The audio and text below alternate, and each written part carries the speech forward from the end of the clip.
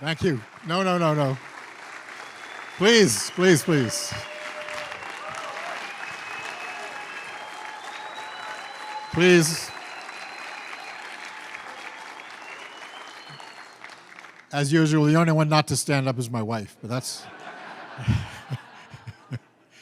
Good evening, all. What an amazing 2 days we've had together. Super District 6400.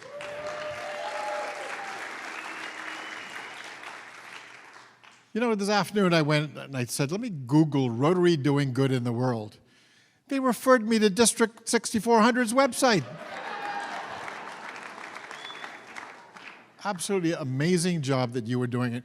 I want to make sure you know that, because you truly are doing special things. I've been to many conferences over the years, and I might hear a talk about a great project they're doing in Africa. How many did we hear today that you're doing in Africa? That's like 5 or 6 districts. You're doing it all. You are an awesome district. And I also wanted to say, and I hope you appreciate that, because I want to say thank you to you for helping to shape the Rotary persona of Jennifer Jones.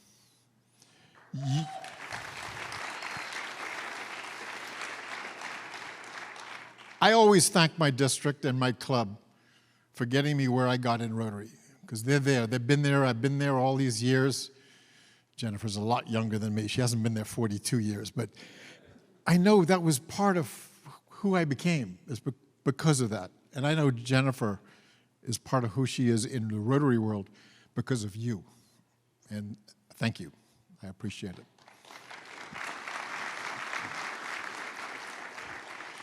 You know, being such an outstanding district in the Rotary world, you got to ask yourself, well, are you an outstanding district of an outstanding organization?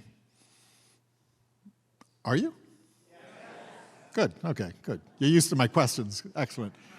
Absolutely you are. We know from Charity Navigator that we've been rated 4 stars for the last 14 years. We're one of the top foundations in the world. We know from LinkedIn that we are rated as one of the top organizations in the world for doing good in the world. Statistically rated by outside agencies as the best.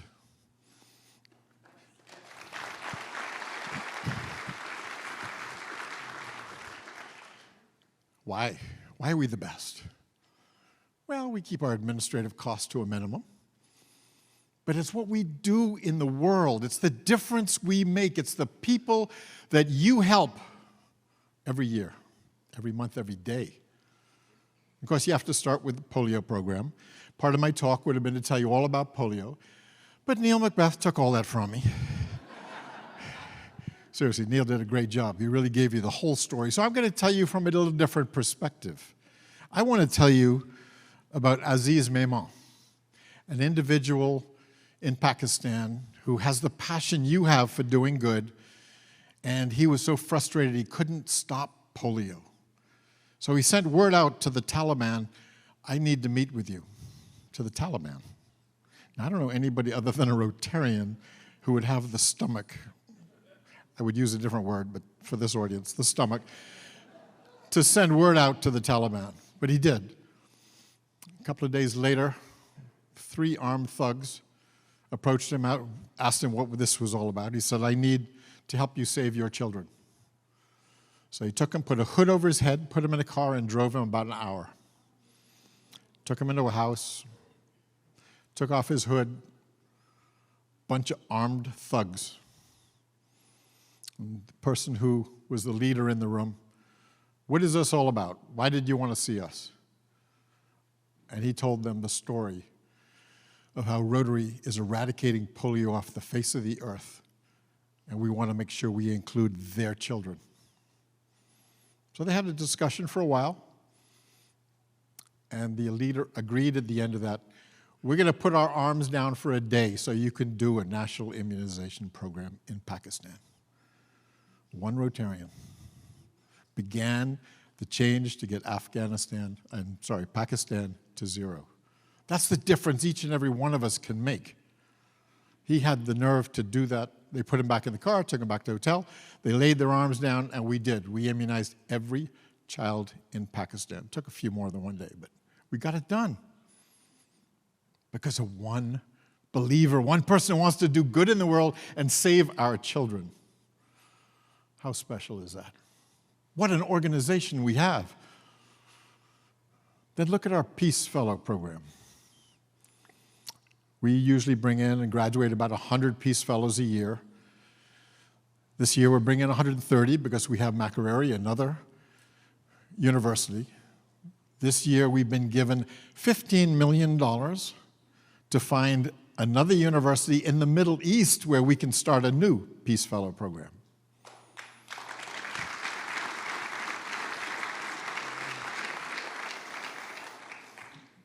Why do people give us $15 million to do something? Anybody? Because they trust us. Because we believe in the four-way test. Because we have integrity and they know that we're going to spend it the way they want us to spend it. That's special. So the trustees have a committee. They're looking at various universities. We've had proposals. We've narrowed it down to 3 universities. Part of the challenge is finding a country in the Middle East that anybody in the Middle East can go to. As you know, that's a challenge. Okay. But we're going to get that done. So I want to tell you a story about a Peace Fellow from Israel. He could not understand why they had this issue between Palestine and Israel. So he arranged to spend 2 weeks in the home of a family in Palestine. He got there. He could feel the hostility in the house. He just knew he wasn't welcome here. But he was determined to stick this out and ask all the questions, just get to know each other. Over a few days, all the young people in the house and him were friends. They had no issues. There was no hostility. The older members of the household continued to have a problem. But at the end of 2 weeks when he left, the matriarch of the household wanted to say goodbye to him. And she said, you know, I will never accept Israel, but you are always welcome in my house. She just accepted Israel.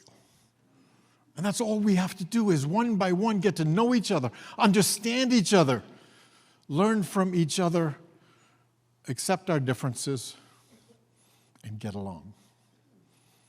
Those kind of interactions is what is going to change the world. And we're doing it. We're doing it one by one. So let's talk about our grant program. There we were last year, 2 years ago now. Time goes too fast. Okay. Is that news program? Okay. So last year, in the middle of the pandemic, we had more global grants than we've ever had in the history of Rotary. Everybody else is going downhill and doing little and doing less and closing. What are we doing? We're ramping it up. We knew we had to respond quickly to COVID requests from around the world, and we did. And we used the Disaster Response Fund to do that. And within a matter of a few weeks, we were able to do $5 million in grants just for COVID projects. I don't know, you deal with a lot of grants in this district. Do they come through in 3 weeks? No, I was scared to ask that question, but we did it because there was a need, there was a pandemic that we had to respond to and help these communities as quickly as we could. We did it. By the time we were done, we've had done $39 million worth of grants just for COVID issues.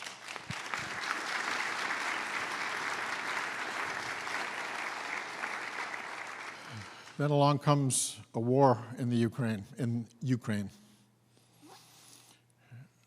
We did the same thing. We said we're going to use the disaster response funds for a limited period of time, whatever we get by the end of April, I believe. We have to spend in grants by the end of June, and we raised $10.4 million.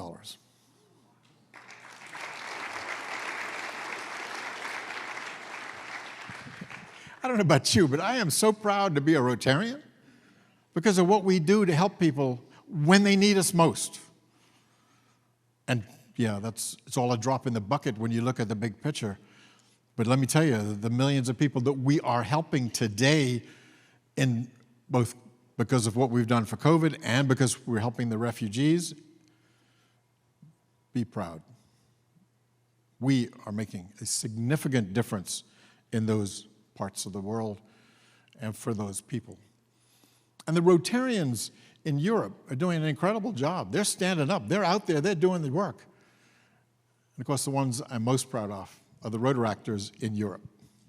They put together 4 committees, and they are on the front line helping those refugees, if I remember right, medicine, supplies, transportation, and housing. So they've broken themselves into committees, and the Rotaractors themselves are out there doing this. So why don't we have more Rotaract clubs in the United States and Canada? That's a question. Any answers? I'd like you to ask your clubs that question. I've told you some of the fantastic things we're doing and will continue to do, and why we are the leading humanitarian organization in the world, and why you're one of the leading districts in that organization. But we do have to talk about some realities. And that's one of them. We're not as relevant to our young individuals as we should be. And we need to rethink what we do on a daily basis to make sure we're relevant to today's world. We're happy to be our club. We're doing a great job. We're like each other. But we're Rotary clubs and we're Rotaract clubs. We need to think a little different to make sure we're relevant. What's happened with our membership? Well, if you look at the numbers, statistically, we're actually doing well. Right now, Rotary clubs have 1,207,000 members.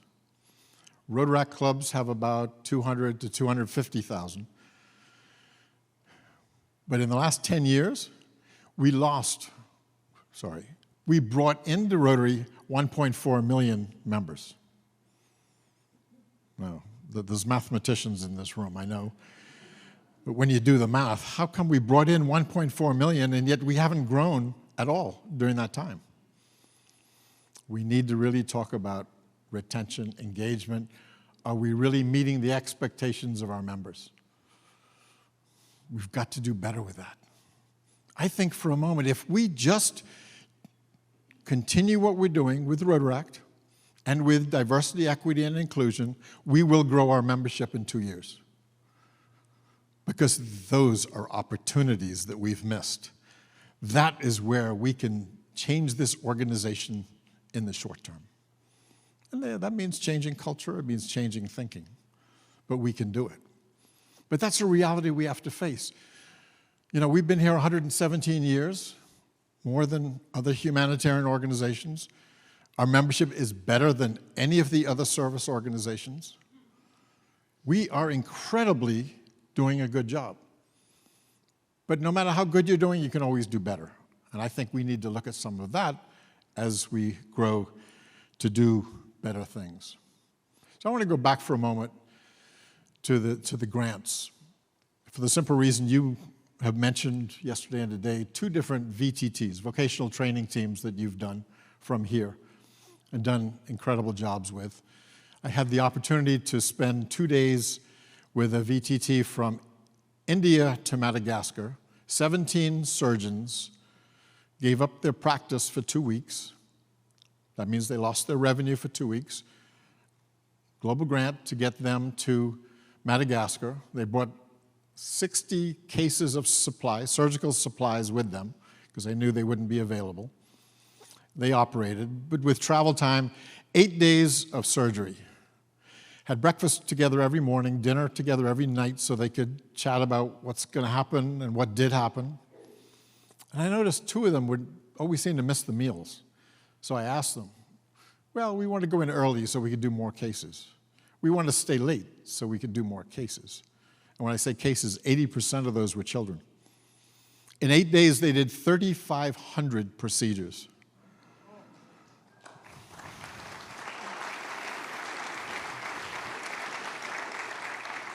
And these are procedures that these individuals would not have had otherwise. They also trained 7 local surgeons so this can continue into the future. And whatever supplies they didn't use, they left for them. They transformed that community to such an extent that the president of the country asked to meet with me and have a chat about healthcare in his country. The power of Rotary is extraordinary. But I want to tell you a quick story which this photograph relates to. Esther and I were visiting Malawi, and the Rotarians are really proud that they put these 2 toilets and an elephant well in for the school. Now, there's 4,000 students in the school and 38 teachers. Yeah, a lot of mathematicians in the room. 2 toilets for all of them. Now, the one well could work. It provided water to wash their hands, water for hygiene, and water to drink.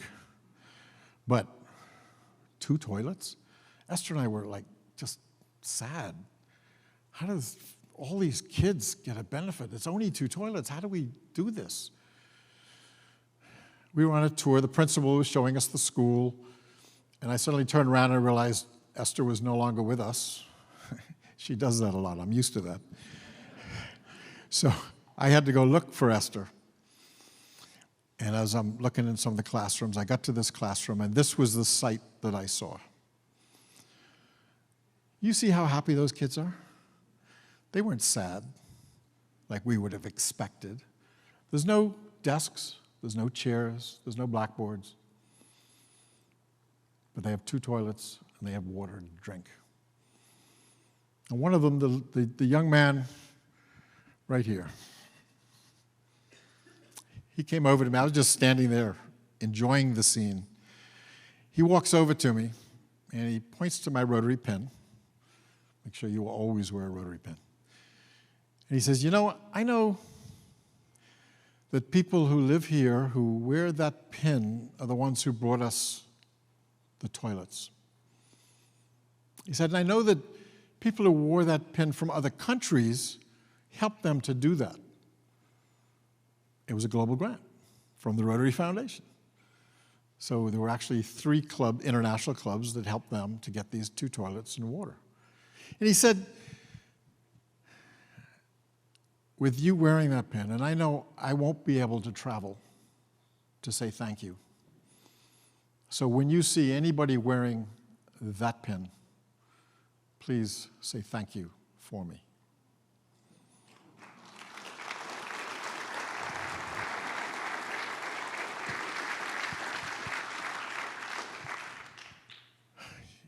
That's why we do what we do. It's because of them in that room right there. You'll never meet them, you'll never see them. Some of you will, because some of you travel to Africa. But most of us, we never see them. We won't know who they are. We won't have a chance to watch them smile at us when they see our Rotary pins. But it's why we do what we do. It's those 3,500 people who got a surgery they otherwise wouldn't get. And that was just one global grant out of a couple thousand. Do the multiplication. See how many lives that we impact on a regular basis. That's what we do as Rotarians and as Rotaractors. And we do it out of love. Somebody said earlier, I didn't do this to get an award. None of us do. We do it because we want to see those smiles. We do it so we can see those communities change.